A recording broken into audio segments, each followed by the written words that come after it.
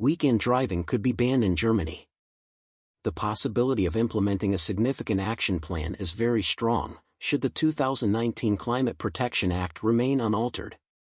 In a letter addressed to the primary legislators of Germany's governing coalition, German Transport Minister Volker Wissing issued a warning that he could ban the country's residents from driving on weekends unless adjustments are implemented to a contentious new climate legislation. The Federal Environmental Agency of Germany views this potential measure as both unnecessary and alarming, and Wissing stressed that the possibility of implementing a significant action plan is very strong, should the 2019 Climate Protection Act remain unaltered past July.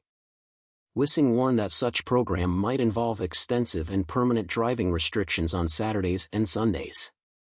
The Climate Protection Act, which was approved during the former Chancellor Angela Merkel's term, requires a 65% decrease in CO2 emissions throughout the German economy by 2030, with the goal of achieving complete carbon neutrality by 2045. Additionally, the Act establishes specific annual emission limits for various sectors, including transportation, and mandates that the government must initiate an action program in case any sector surpasses these limits.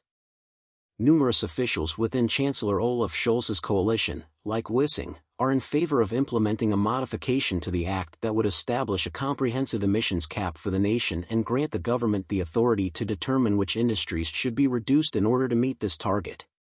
Nevertheless, the Greens have thwarted all efforts to revise the legislation up to this point, as such action would essentially weaken the effectiveness of the legislation.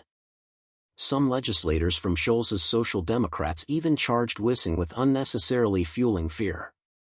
The leader of the Greens parliamentary group also countered Wissing's warning by claiming that implementing a speed limit on Germany's iconic unrestricted Autobahn would render a proposed driving ban unnecessary.